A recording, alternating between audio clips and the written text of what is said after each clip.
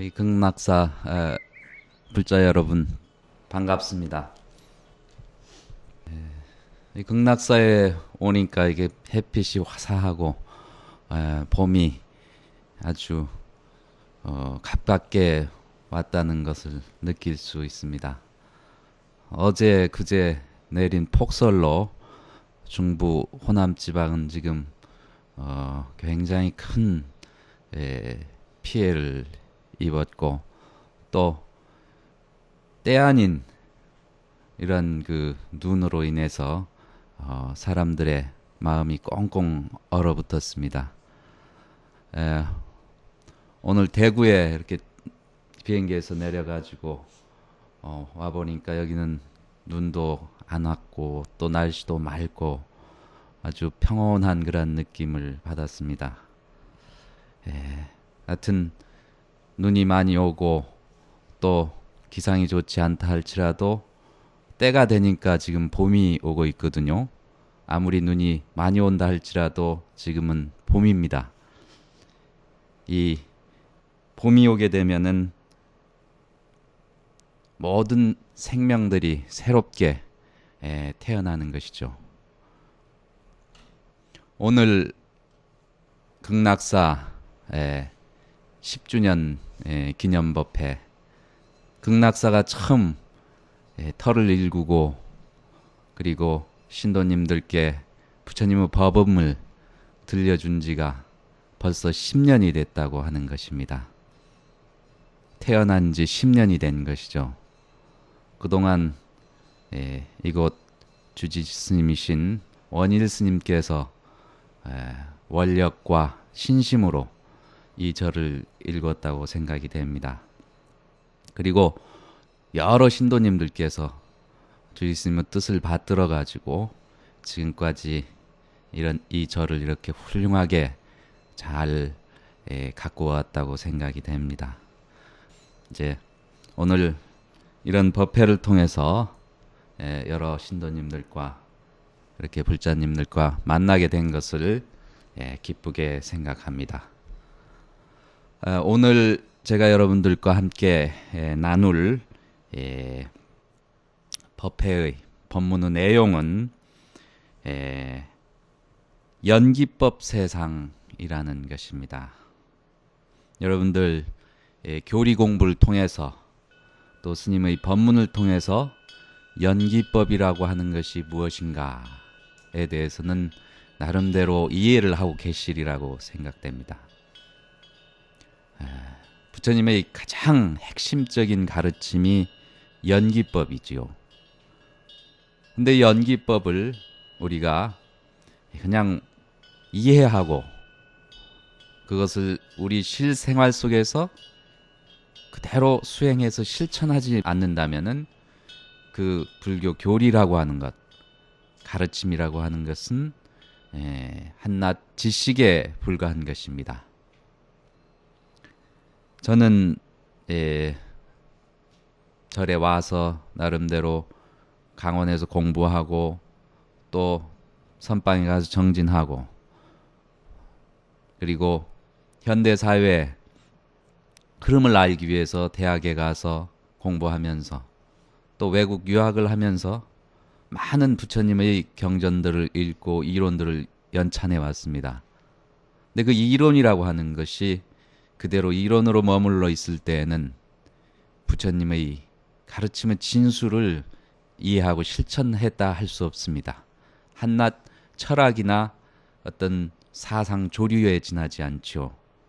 그렇지만은 이해하고 그것을 바로 실삶 속에서 실생활 속에서 실천했을 때 비로소 부처님의 참 가르침의 가치를 체득할 수가 있는 것입니다.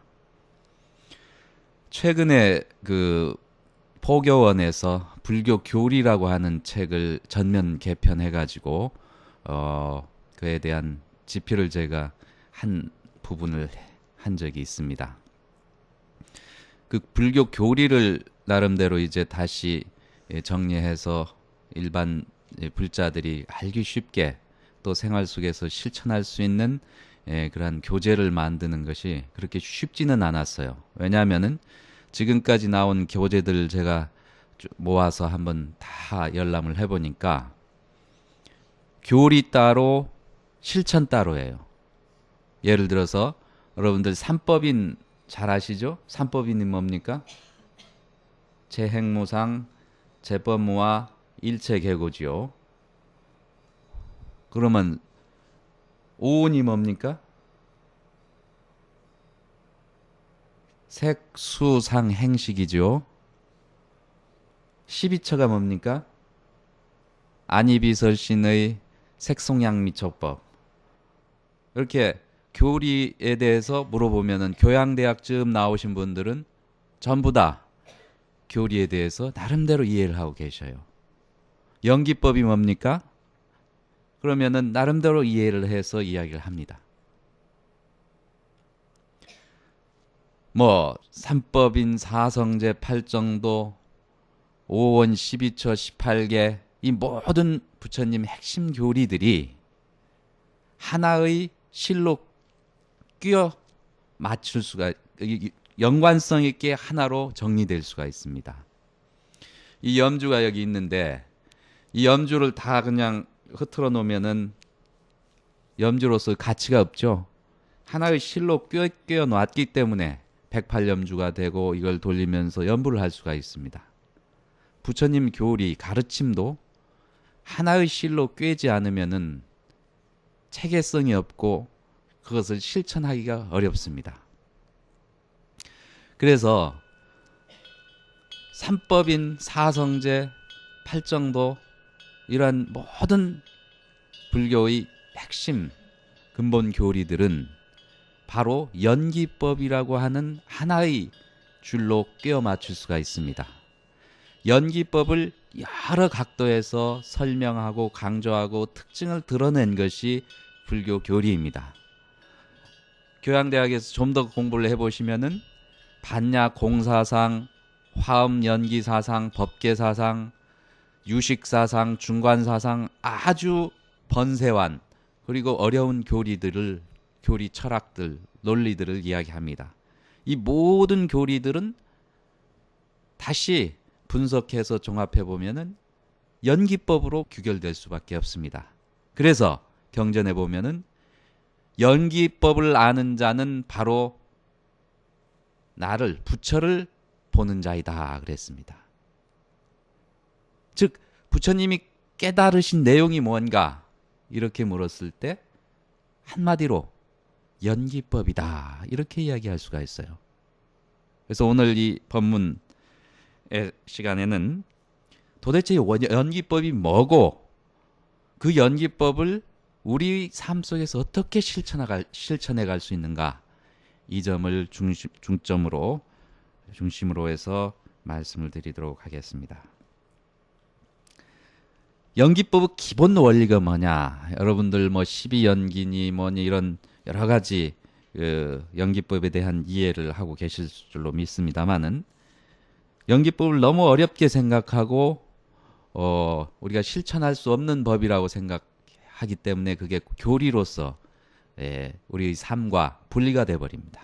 근데 제가 오늘 쭉 그 법문을 해드리면은 정말 연기법이라고 하는 게 이렇게 쉬운 거고 우리 삶 속에서 바로 실천할 수 있는 것이다 하고 하는 것을 알게 되실 것입니다. 연기법 기본 원리는 뭐냐? 지금 이것이 생기면 저것이 생기고 이것이 멸하면 저것이 멸한다. 이것이 첫 번째 원리입니다. 두 번째 원리가 뭐냐? 이것이 있음으로 해서 저것이 있고 이것이 없으면 저것도 없다. 이것이 두 번째 원리예요. 아주 간단 명료한 원리입니다. 이것이 생겼다 하는 것은 뭐예요? 지금 없던 것이 생겨났다고 하는 것이죠. 생겨났다고 하는 것은 뭘 전제로 합니까? 멸하는 것을 전제로 해요. 우리가 태어났다고 하는 사실은 죽음을 전제로 하고 있어요. 태어났다 죽는 것은 어떤 시간을 의미하고 있습니다. 그렇죠? 그 다음에 두 번째 원리, 이것이 있으므로 저것이 없다. 있다 없다 뭡니까? 이 지금 마이크가 여기 있다고 하는 것은 이 공간에 이것이 존재하는 것이죠. 있다가 없어지면은 이 공간에서 이것이 없어지는 것입니다.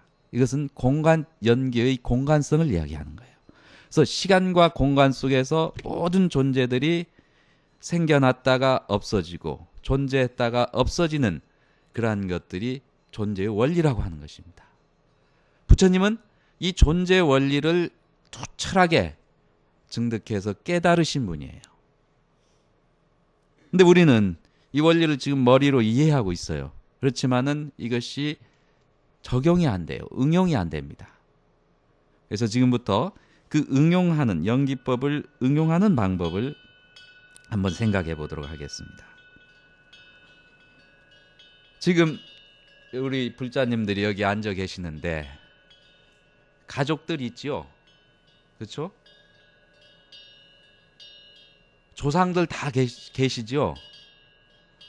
지금 뭐 김씨, 이씨, 박씨 집안에 내가 몇 대 조상이다 이렇게 지금 생각을 하고 계실 거예요. 근데 여러분들 위로 3대 조상만 올라가면은 숫자가 천문학적인 숫자로 변합니다. 바로 여러분들 위에는 부모님이 계시죠. 어머니, 아버지. 또 어머니, 아버지 위에는 할아버지, 할머니가 계셔요. 그 위로 올라가면은 증조 할아버지, 할머니가 계시죠. 계속 소급해서 올라가면은 그 숫자가 몇 명이나 되느냐 하면은 21억 명이에요. 21억 명. 우리 조상들이 그 국한에서 생각했을 때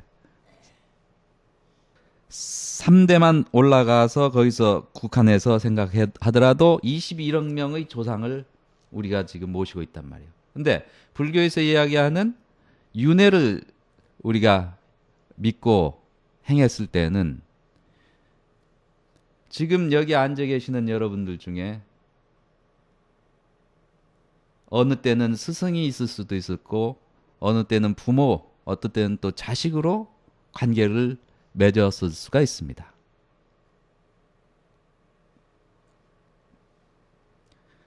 이십 1억 명이라는 조상 중에는 부처님과 같은 영적으로 아주 완성된 훌륭하신 그런 분이 얼마든지 계실 수 있어요.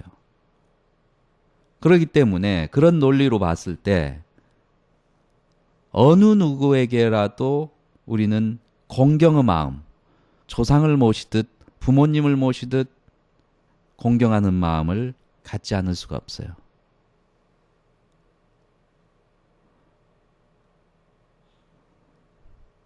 누구나 다 그와 같이 소중한 분들이라고 하는 것입니다. 불자들은 부처님을 믿고 따르고 부처님의 가르침을 행하고 있습니다.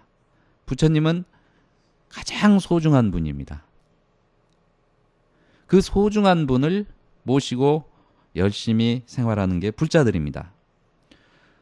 그런데 그 소중한 분이 부처님, 여기 계시는 부처님, 또 2500년 전에 태어나셨던 서가모니 부처님, 그 한 분이 아니라 모든 사람들이 부처님이라고 하는, 부처님으로 모든 사람들을 대하고 살아가야 된다고 하는 것입니다.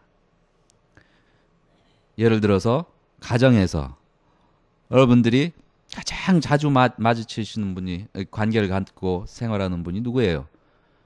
남편은 아내고 아내는 남편임. 그리고 아들과 딸입니다. 생활하다 보면은 여기서 법문 듣고 가서 다 아내를 부처님처럼 또는 남편을 부처님처럼 모시고 잘 받들으라 그랬는데 실제 가정의 삶 속에 돌아가서 생활하다 보면은 전혀 그게 안 됩니다. 왜 안 되냐? 부처님처럼 안 보여요. 왜? 화내고 저녁에 늦게까지 술 마시고 들어오고 아이들한테 제대로 모범되지 못하고 그 부처님이 수가 없죠. 그러니까 남편한테 불순하게 하고 자꾸 잔소리하고 바가지 긋고 그러거든요. 또 마찬가지로 남편은 아내가 부처님처럼 안 보이는 거예요. 왜? 하루 종일 가서 직장에서 일하고 상사한테 꾸지람 듣고 밑에 직원들한테 그냥 말 안 들어가지고 속상하고, 근데 집에 딱 들어오면은 없어요. 어디 가서 뭐 저기 시장 갔다 그러는데 친구들하고 놀고 있는지 밥도 안 차려놓고 어떻게 부처님처럼 보이겠어요?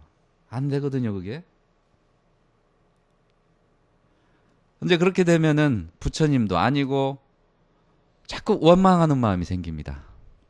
공경하고 감사하는 마음은커녕 부처님으로 모시는 그런 마음은 다 달아나 버리고 이제는 내가 열심히 돈 벌어다 주니까 부인이 딴짓한다, 제대로 집안 살림을 못한다, 이런 생각을 원망하는 마음을 갖게 돼요.